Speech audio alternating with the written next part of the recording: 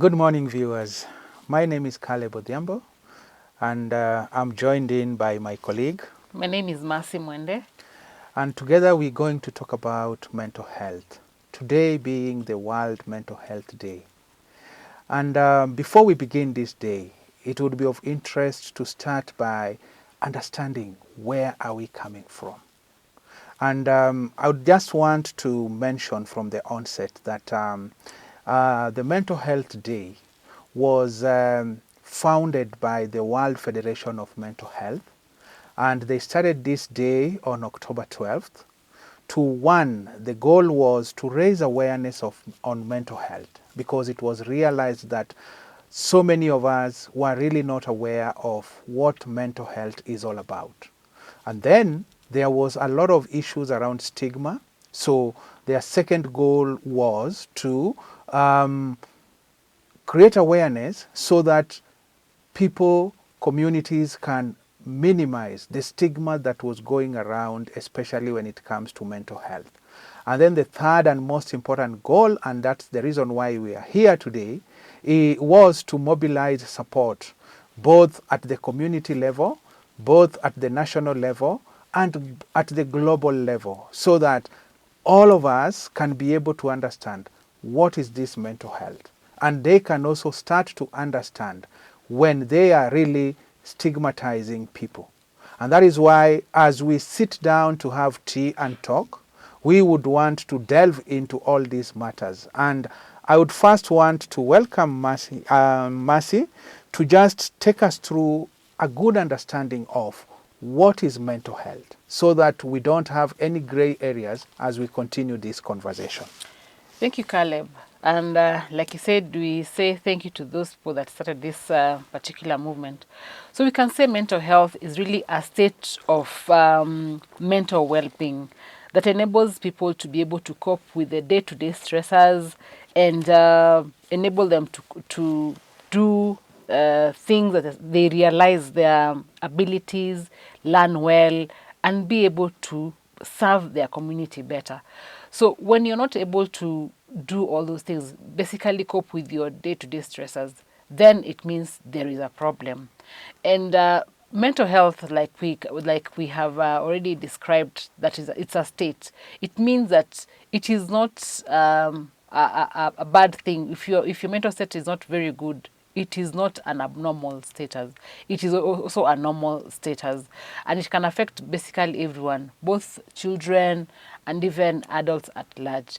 And that is why the people that started this movement realized that gap, and over the years we have been trying to work together to close up that gap. Thank you. And I think listening to Mercy, then when you try to unpack what we mean by mental health, when we say it's a state of well-being, what are we saying? We are saying that it's a state where the mind is at peace. And you find that this can affect not only adults, it affects children. When children are living in fear sometimes of their parents. I remember growing up, you would hear stories from children saying that they fear the moment their dad gets in. The moment the dad gets in, they disappear from the sitting room. And we wouldn't link that to their mental well-being, because you can imagine that this is a young child who fears the parent. This is a young child who fears going to school, probably because if they have not finished their homework, the teacher will be coming harsh on them. All these processes affect the mind. And when they affect the mind, they affect the well-being of this particular individual. And as we said today, the theme for this year is mental health in the workplace. But we wanted to really open it up and look at it like, is it only at the workplace where these things are happening? Sometimes we bring in what has happened from our relationships at home into the workplace, because it is very difficult to separate this person and say, now I'm going to work, I'm only going to concentrate in what is happening in the office. Remember, These are processes that are taking place in your mind. So when it is happening back at home, it will affect your your contribution in the workplace. When the children are coming from a household where there is no peace, you can imagine as a teacher, you will notice a child who is having problems that are emanating back at home. You will imagine as a teacher, they are coming in with their baggage from home into the school. And sometimes they will be harsh on students, not really because of what is happening in the class, but what is happening back at home. And when you put that in a nutshell, that is when you start realizing that mental health affects each and every fabric of what we do and of who we are.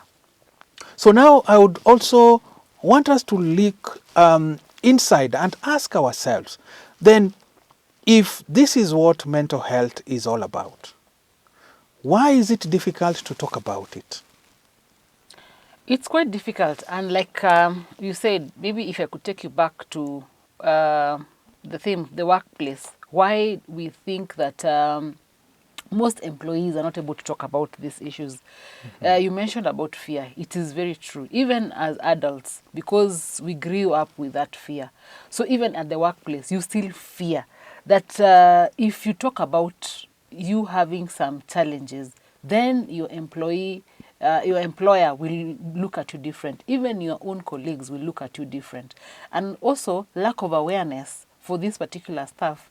If they're not aware that this is this, I am in a state, like we said, not being able to manage the day-to-day stressors. So if your stresses have escalated to a certain level, then I am not aware. So therefore, I will not be able to even be able to talk about it. Then we also have the misconceptions that come with all these things. And when I'm at a workplace, I want to present myself at a different as a different person. So I really wouldn't want to talk about those things. So those are and that is what is contributing to what even the founders of this day were trying to alleviate, which is that the stigma, because I prefer not talking about those things because of the stigmatization that is really one of the biggest barriers that is really affecting these issues that we are talking about.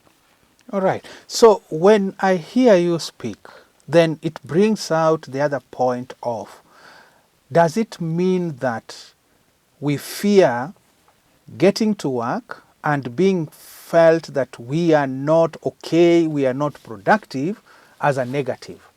And that is what brings out the other issue, that we normally have these cliches where people are saying that, oh, it's okay not to be okay. But to what extent do we accept when we become vulnerable and as the manager, we tell people, today I'm not okay? How would they look at you in the workplace? If you came in today and you called your workers and tell them, today I'm not okay, do they see you as a weak person? And that is what makes people to start fighting. Even when they are not okay, they will want to show a face that they are okay. And those are now the things that then make them continue not to be okay because they are struggling, they are making mistakes, and they are not really accepting that, yeah, today is just another bad day. If it is an athlete, because that is their work, they might be going through some issues that might even reduce their performance in the field. And to what extent do they admit they are not okay? Growing up as men, we've been told that you need to be strong. You go to funerals, somebody is grieving, but what do we tell them? We tell them, be strong. How do I be strong when already what is going on around me is changing the way I look at life? Is sometimes even making me to question the existence of God. But you, as my friend, is telling me to be okay. So already we are contradicting the same words we say that it's okay not to be okay. to what extent do we accept people when they tell us they are not okay? Because, take for example, if today you greet a friend, normally we say habari Mzuri. mzuri, right? So if today I greet you and I tell you masi habari, Baya. then how would I respond? It would be like, you have issues. And we normally like to use the word siasa. Sasa hii ni siasa. And we will leave you there. Instead of trying to really understand, why is Mercy telling me today she's not okay? So, ladies and gentlemen, I would want us to take a pause here first, try to digest what we've just mentioned around stigma, try to see whether we have a common understanding, and when we come back, we'll now be talking around the stigma of mental health, because it is that stigma that lies the issues that people are struggling to hide. People are not okay. Mercy wants to tell me she's not fine, but then she looks at it like, how will I look at her? I want to tell Mercy I'm not fine, but Mercy has known me to be the guy. In the street now they say Caleb is the plug. And if the plug is not working, It's a problem. then there is a problem. So I don't want to be seen as a problem. So I'll just tell Mercy I'm okay. And I will continue struggling with what is happening in my mind. And probably Mercy will see that Caleb is not okay, but Caleb will want to hide that feeling of not being okay.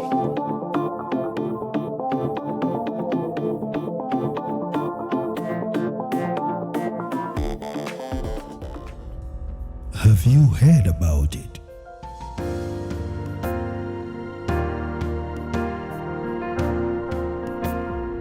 Have you experienced it?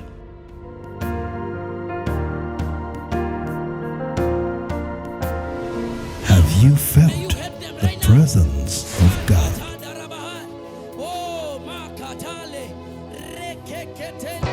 Have you seen the move of God?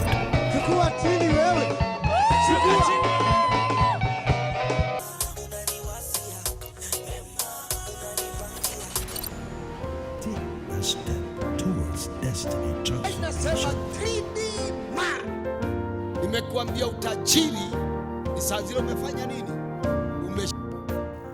Their children, they are no longer in a museum. Their children, they need to be nurtured by you. Hai, kwa majina ni Njogu Joseph, napenda kutazama Agape Love TV. Na wewe, mbona utazami Agape Love TV?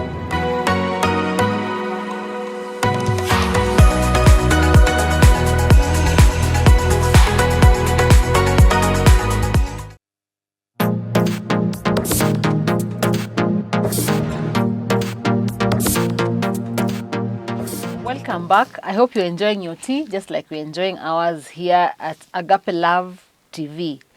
So when we were having our discussions, you mentioned about stigma. For better understanding to our viewers and even the people in the studio, I would like you to, in a very simple manner, probably you can just tell us what is this stigma. Then we delve into it and slowly unpack it so that we're able to understand.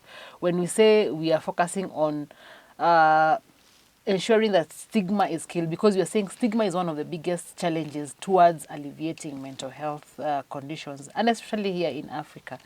So for us to be able to get to that level where now we can normalize mental health conversations, I think it's going to be very important for us to be able to understand what is this stigma and probably how we can deal with it. So probably you can just tell us in very simple words, what is this stigma? All right.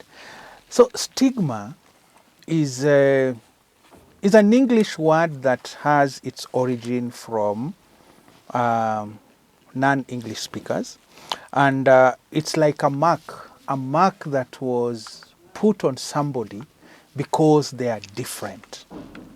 Because we, as human beings, we tend to look at ourselves like when in a culture somebody does something which is not ours, in quote unquote, then we put them aside. It's a mark of shame. They are different, and so we look at them differently. So then when we look at issues of mental health, and I would just want to take us back to start even asking ourselves, how would you define mental health in our mother tongue? And that is when you will now start realizing that stigma is actually real. Because if you look at our mother tongue and we are talking about mental health, what comes to our mind? They come to our mind is like, this is a mad person. For example, among the Kikuyus, when somebody has a problem with the mind, what do they call them? Mogoroki. Yeah? In the Luo, when somebody has a problem with the mind, they will also call them in a derogatory term. So when you look at our mother tongue, now you start really understanding how then it becomes very difficult to come out and say, I have a mental issue. Yeah. In the streets, when you talk of somebody with a mental health issue, the young people will say, uni cheesy. So cheesy is not such a positive word, right? So those are now the spaces where we start to set this person aside. Because you can imagine if using the street lingo, when it's cheesy, then you cannot be welcomed to where normal people in quote unquote are. Sure. If you go to Central and you are termed Mugoroki, then you will not be put where normal people are, because then you are not one of us. And that is where we start stigmatizing people. We start setting you aside. So with that understanding, probably we can look at how does it manifest itself. What do we see out there when we stigmatize people? And for example, when we are stigmatizing people with mental health, how does it manifest? I think how it would manifest, like when we are, I'm aware that number one, I cannot talk about my mental challenges because I don't want to be marked, like for us to use the word that we've been able to, for an easy understanding, being marked. So I don't want to be marked. So I will want to hide. So we have been able to mask somebody who is perfecting the act of masking how they appear every day. But you see, as you continue masking, because it's a new thing you're trying to do, you might not do it so well. So eventually I will be able to notice Caleb of late has not been able to, look up to like he used to look. Probably he was a person who liked sports and would always want to look at their physical fitness and would go out there to keep doing the running of these activities. They would want to even look good, like dress very well, because you're really struggling. When you're trying to do something that you're not used to doing, that masking element, at some point you will start dropping off. So you start not doing your physical exercises. So your physical health will manifest. Physically, we'll be able to see there is something that is amiss. So we'll ask, Caleb, are you okay? And because you don't want to talk about it, let's say, I'm okay. We'll give excuses like my life is tough. Probably my business is not working well as I expect it to work, but I am managing. So you're still trying to like mask it up. So we ask, if you get those who are very close to you, then ask, but why are your clothes not looking very neat like they used to? Probably you'll brush that off. So it's the things that now we'll start seeing that will be manifesting. But I believe we will also have other issues, like we will not be able to see, which are now hidden in terms of behaviors that we can't really know because you're trying to hide them. So we'll have some behaviors of how now you are behaving. You now start even isolating yourself from the people and the community that you used to go to. You don't go there anymore, and you always have excuses or all sorts of excuses. I'm late. I forgot about the event. You know, because you're trying just to mask up and make sure you don't really nobody really gets to understand. And because the society is not very keen to really find out what is it really happening to you, what happened to you, they'll just leave it at that point. Up to the level where now you have really sunk and now it's really a problem and somebody has to pick you and take you now to seek for medical attention, then that becomes now a crisis already. So at that point, you can't be able to talk on your behalf. We are using the diagnostics tests that are being done at the hospitals to really tell the level of anxiety is high, you have sunk, your depression level is at this level and not this level. So now we are trying to give you the treatment and take you back to the journey of healing. While we missed all these other points of being able to pick you up the first time we saw the first red flag, if I could call it. Yes. So if I hear you well, then we are saying that sometimes as friends, we have really a role to call out on our friends. Sure. Because what I've realized nowadays is we all have this WhatsApp group.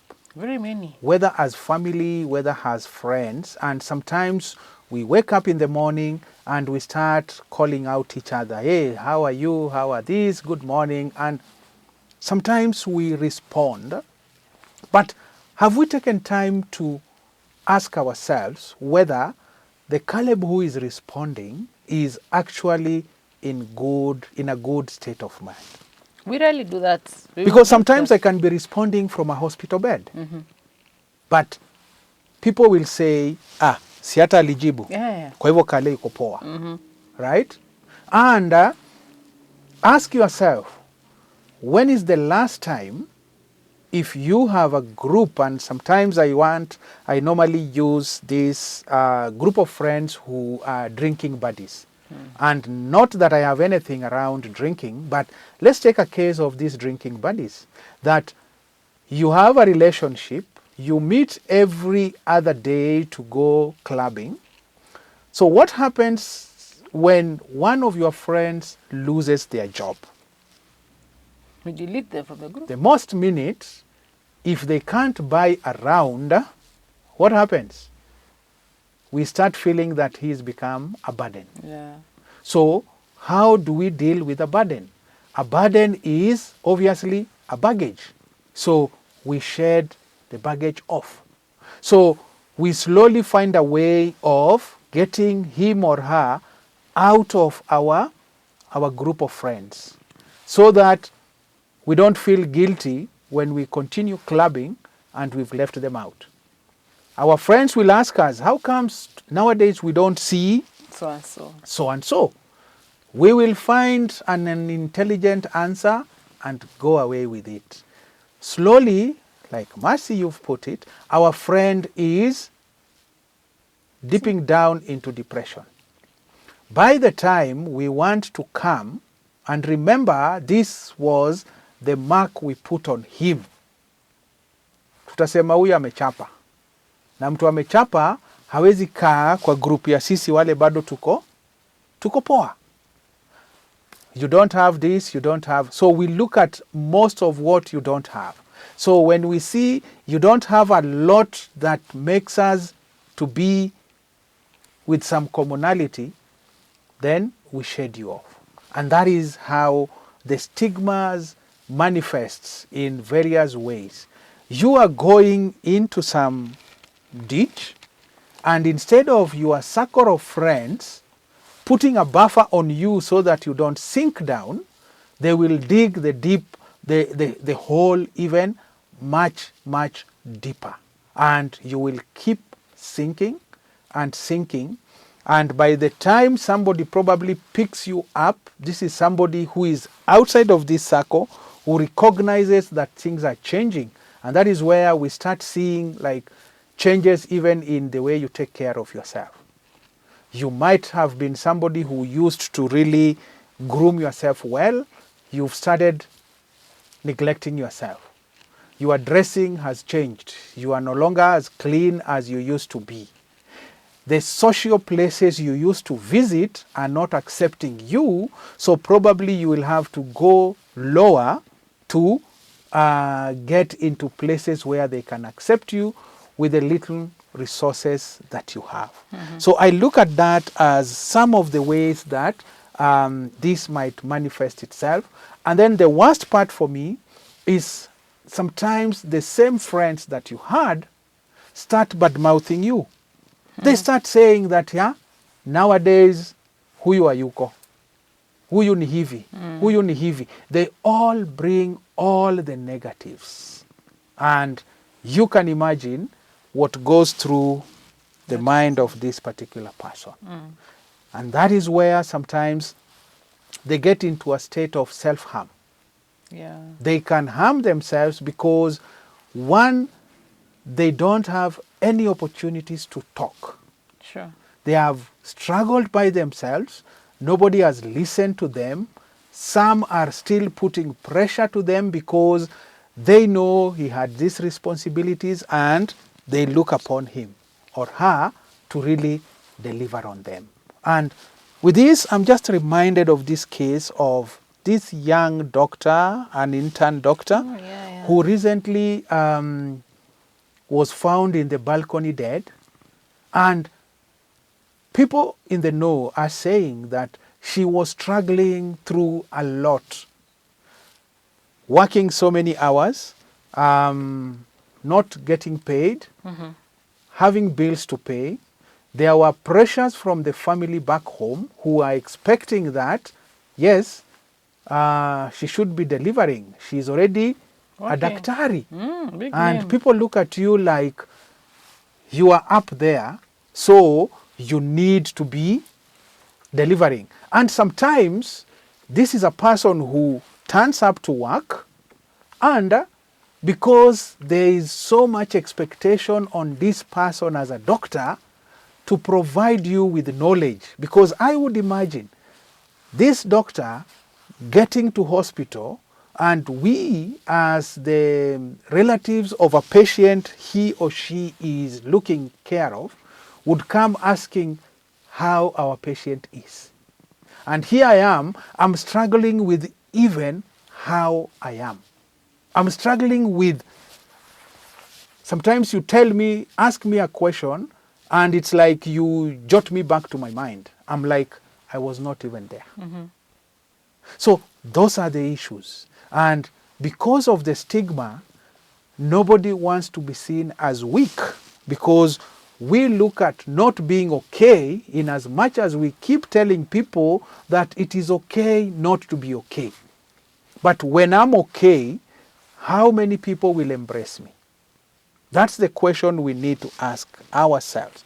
When I tell you I am not okay, have you asked yourself as a parent, if you go home and you tell your children, I'm your dad, but siko poa,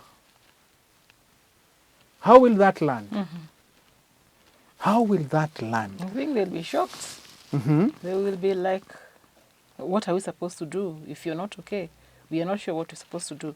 But then let me maybe just ask, as you're describing about this medic who was not able to, was overwhelmed by the stressors and decided to take out their life. Whose responsibility is it for ensuring that your mental health is at good state? Is it a personal responsibility, or where does it start? Because for me, I think looking at it, even as you're describing the friend that eventually went through some challenges in life, I want to believe that the responsibility of this mental health should actually be my responsibility, isn't it? I should take it as my personal responsibility to ensure that I am able to deal with some of those situations that befell me. Like, for example, if it's the issues of burnout, I think this doctor probably had burnout, chronic stress, and all those things were able to really cover that. How probably, maybe we could think about that and see how we can look at that. Whose responsibility is it to ensure that your mental well-being is at a good position? I'm not sure about that. Maybe we can think about that. That's a very important question, and it really brings out the whole debate around to what extent are we responsible for our well-being. I remember growing up in the estates, the people will tell you that your welfare is whose problem? Is your problem. Your farewell is our problem. So kwa matanga yako tutakuja, na kama kuna chai tutararua, na tutakula vizuri sana. So you take care of your welfare, we will take care of your farewell. It is easier said, but it is a very loaded statement, because it's actually telling you that your first responsibility of your own well-being is you. But for me, I also don't want to rule out the space that our friends play. Because I look at it, Mercy, that if I call myself your friend and I'm seeing changes happening to you, and especially with, say, the people you relate closely. This is a person you know they have been well kept. If it is their grooming, they really do it so well that sometimes you know that if it is their hair, no piece will be out. Then you start seeing that, hey, for the ladies you talk of growth, the hair has growth, for example. Then you start asking yourself, is Mercy okay? Such that even if you tell me you are okay, there are certain pointers I know that, no, there is something here. You are my friend. You know Caleb. You know that Caleb dresses.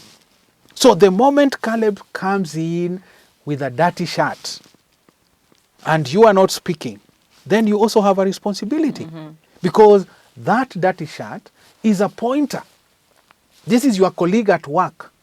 You start seeing them coming drunk and they are smelling of, let's say, alcohol. Then you start asking yourself, this is the first time we are seeing you this way. Are you going to keep quiet? Or are you going to speak out? You have this staff in your organization who's been a performer. Then you start realizing that the documents they bring you, which previously were well done, are now having so many common errors. They are coming late to work, which they never did.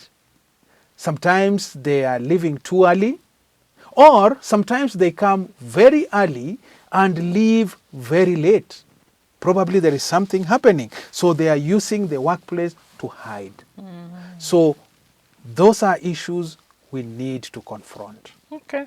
So this is a big debate that we would like to step further and ask ourselves, whose responsibility?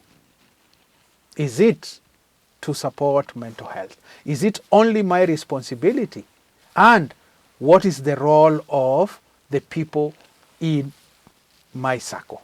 Sure. So when we come back, we will be looking at what is my role in my own mental well-being and what is the role of my circle.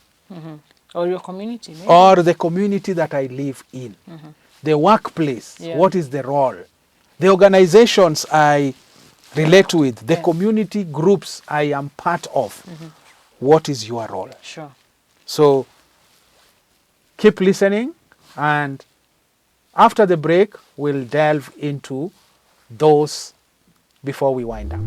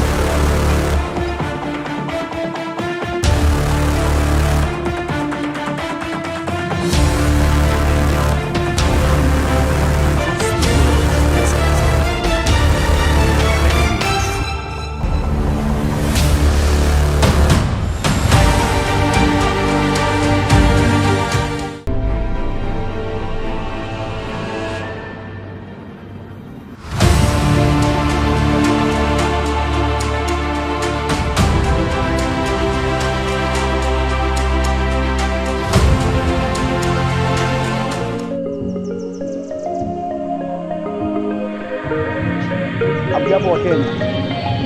Kama hujai watch Agape Love TV, basi hujai watch TV. Jaribu Agape Love TV. Mungu atakubariki, utajua mingi kumuhusu na utaona mengi yanatendeka katika maisha yako. Mimi wenu Reverend Martin Nono. If you never watch Agape Love TV, then which other TV do you watch? Try Agape Love TV. Shalom.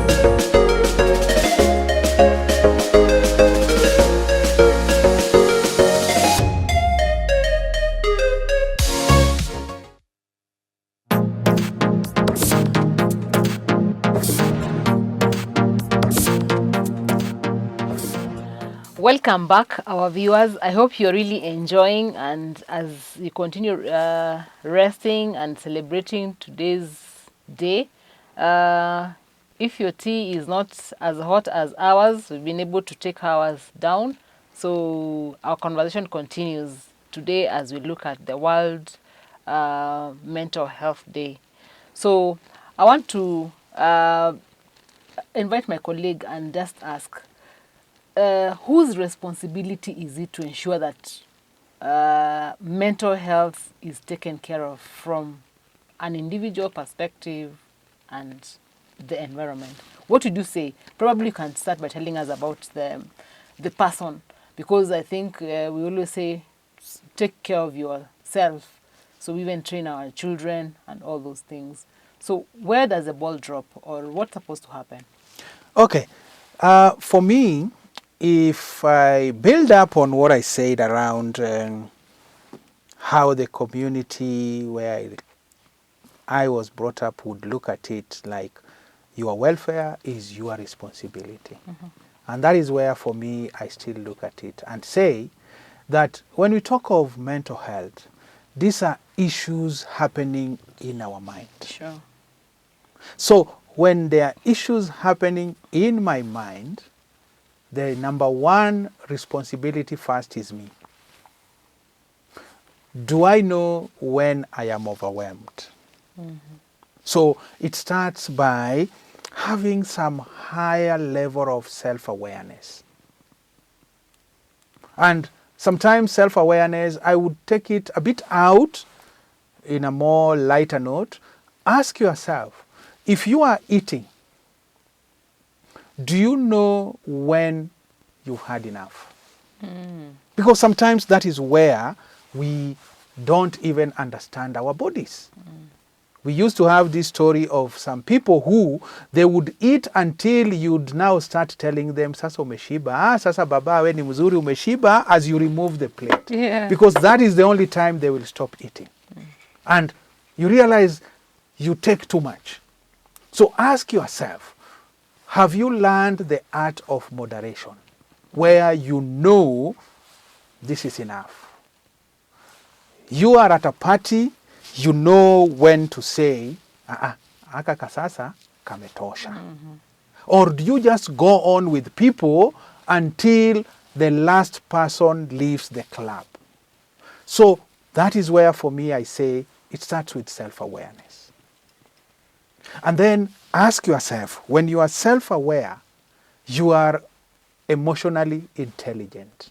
You know how to respond to various situations. Mm-hmm. Because somebody said that not everything that happens to us needs our reaction. Yeah. We sometimes react even to things that really don't call on us. So are you aware to the level where zingine, as we say in the estate, unaweza lenga. You can just, hiyo sitasumbuana nayo. Because they normally say that if you are going in a journey and you will always be listening to the barking dogs, you won't reach where you are going, because you will always be turning back. A dog has barked, you want to hear. A dog has barked. So this barking dog would be like the comments that sometimes people throw. How do they affect you? So you look at it in two ways. Look at it in two circles. I normally like using the two circles approach, where there is the circle in my control. What are the things I can control? I can control how I react. I can control how I respond. I can control how I use my words. I can control how I place my thoughts. And don't always be a slave of saying, I did this because you said this. When you'll always be reactive, you'll realize that you are not responsive. You need to be less reactive and more responsive, where you are saying, I am doing this because I've chosen to. Yes. That is your circle of control. Then look at what is out of your control. I'm obviously not in control of my past. It happened and it is a past.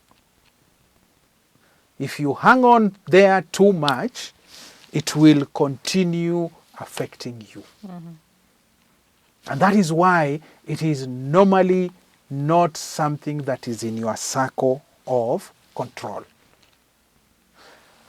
We sometimes were born in not so good environments if we look back at those same environment. But is that something to pull you down? No. Because that was not within your control. So look at that. That is out of your control. What people think about you is not my control. Sure. It is a choice this other person has made. So if they decide to look at me like X, there's nothing I can do. That is how you look at me. What I can do is, how do I look at me? How do I look at myself? That is what matters. And then the opinions of other people. A lot of the times, people are struggling because they are like, what watasema? What watasema? You want to put on a certain thing, you are busy thinking, what watasema? What watafikiria? Why do you want to focus on what people will think? That one is going to pull you down. It's not going to elevate you anywhere.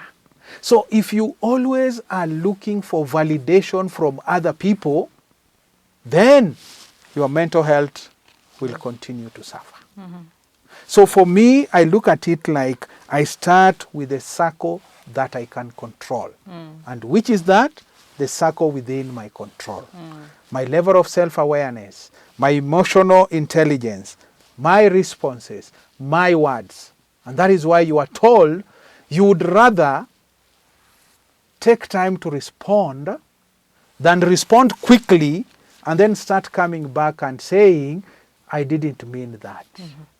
It came from you. So what do you mean you didn't mean it? So if you didn't mean it, why then did you throw it? I didn't mean to hit you. Then why did you hit me? So before you act, think. So that's for me an area that at an individual, they need to take charge. That circle that is within their control. And it starts by their self-awareness. But I also recognize, as you've said, that there is also the place of the environment, the people around. And what then can they do?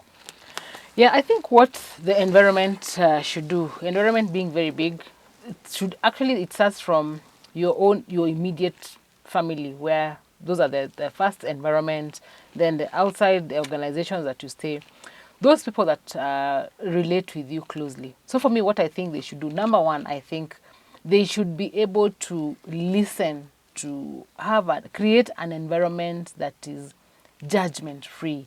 You know, let your family know. Like, I like what you said when you said today you walk into your house and say, hi guys, I am not okay. I'm not sure how they would react. I think they would be surprised and they'll be running, what is the problem? What has happened to you? And they'll be, have you been beaten? Have you lost your job? You know, they will always look at those negative things that might have affected you. But if you have created an environment where we can have these conversations, having conversations of emotions that today I am happy. You know, I am happy. We are always excited when somebody is happy. And that's why I think you said when you leave your house and you meet your neighbors, you're very happy to say good morning, and they say good morning. How are you? I'm fine. That is a very perfect response.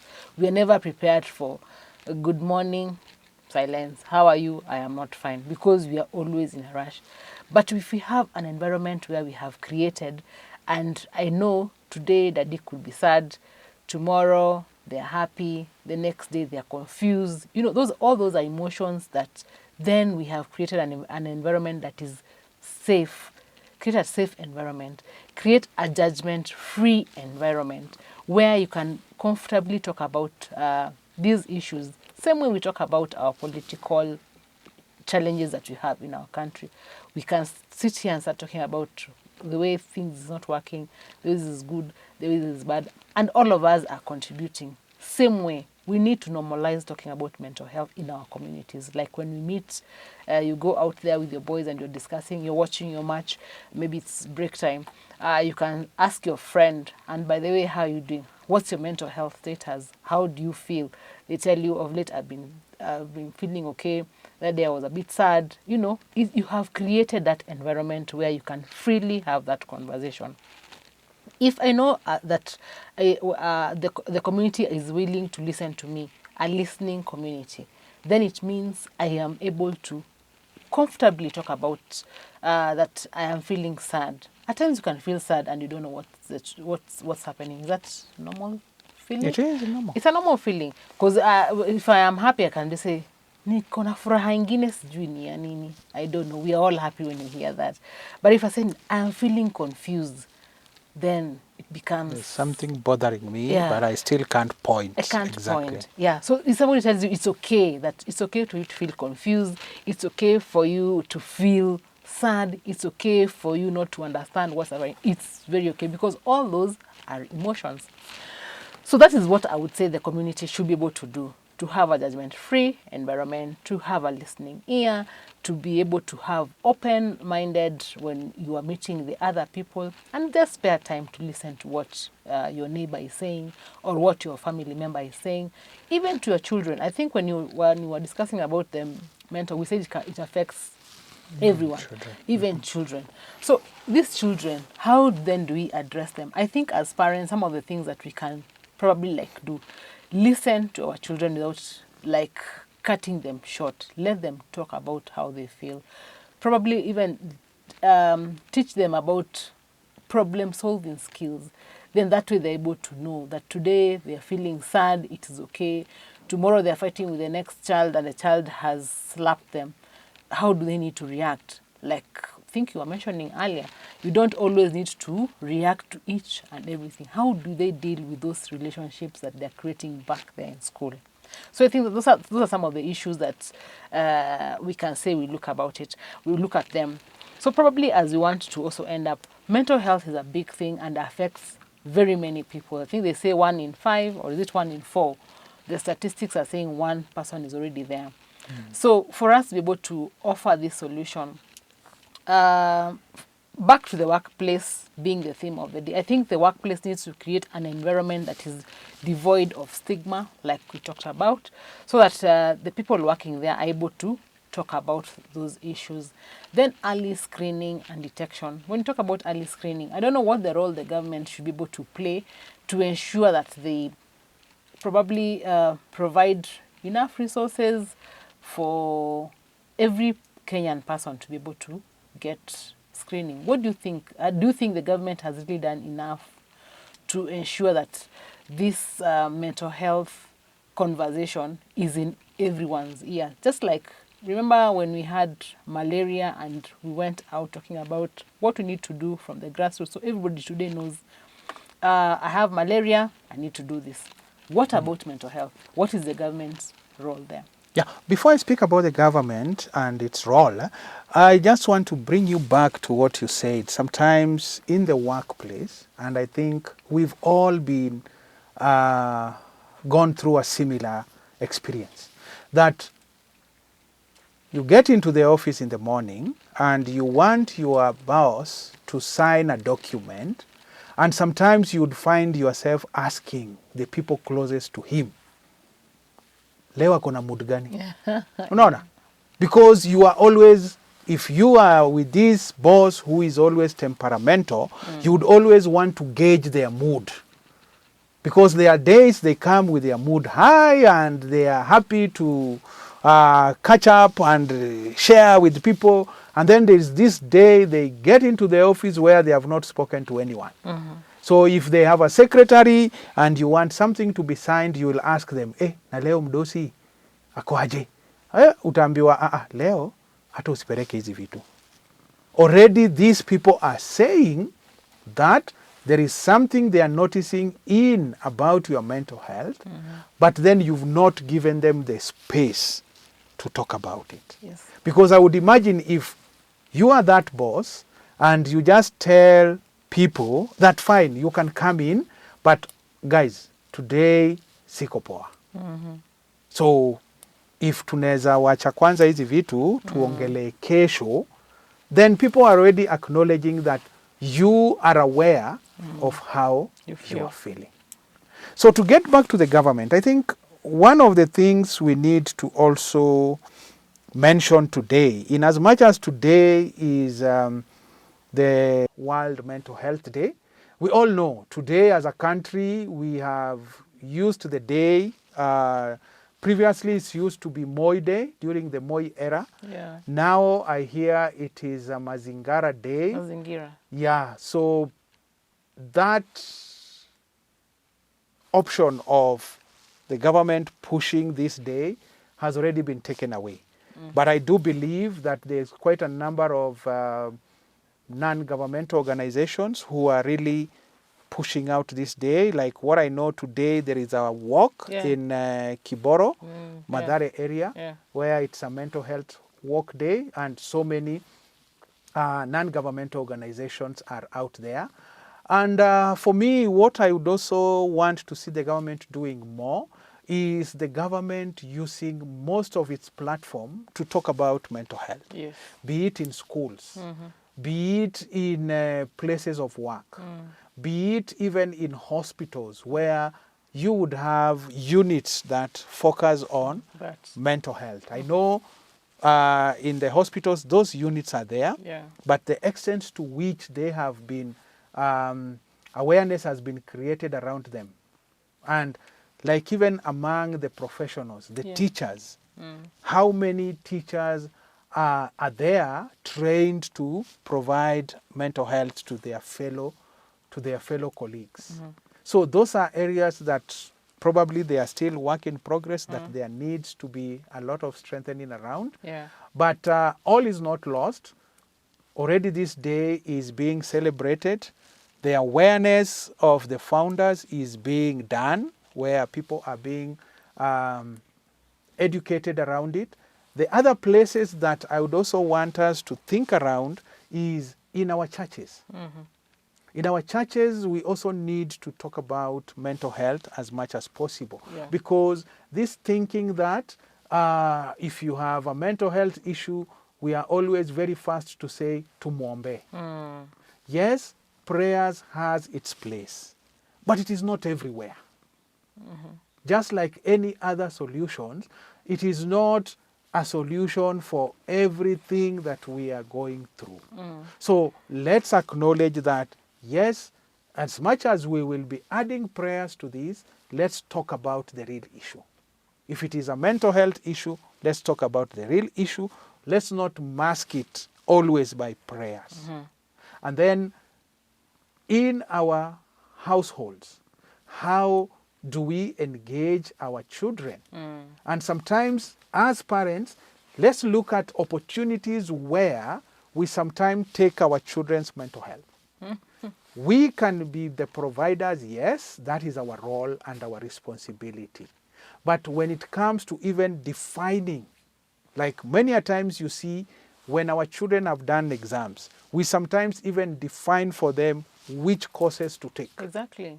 And the children just take some of these courses, and we've heard of situations where they'll go through a 4-year degree program, And during graduation, they will give you the gown and tell you, you really needed it more than I did.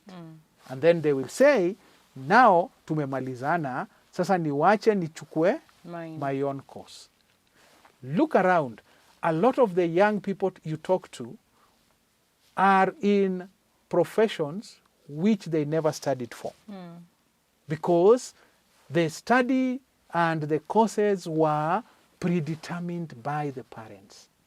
Ask yourself, how much of their mental health are we taking away by deciding for them which courses to take? So yes, we all have opportunities in so many other places. Ask yourself, when we go out there, how many times are we being called to accept people for who they are, without being judgmental, without pushing them away, but just providing them a listening ear. Those are areas that, even as we celebrate this day, there are areas we need to start thinking. And if we focus on those and we continuously give a listening ear to somebody who you greet them and they tell you, I'm not okay. Because sometimes we even are going through a very huge loss. You've lost a parent. What's the expectation? That tukipatana, sasa itakuwa fit. It will be okay. Because I know you have no time to listen. So ask yourself, when is the last time, and that would be my parting shot, when is the last time you checked on your friend and wanted to really understand their mental health?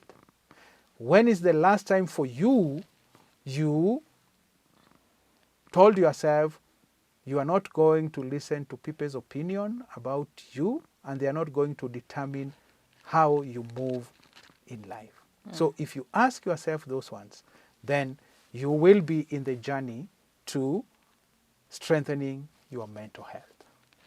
Thank you very much. And for me, I would say, as we wind up, that seek for help. Seeking for help is a sign of strength. So if you seek for help, you will be helped. And those who coming to you to seek for help, be ready to be compassionate enough to really help them. Have a time to listen to them and support each other. Once again, thank you very much for watching us. We've had a great time. I hope you've also enjoyed your time. The questions that you are possibly able to send, we will look at them and send in our responses in our subsequent shows. Thank you very much and enjoy the rest of the day.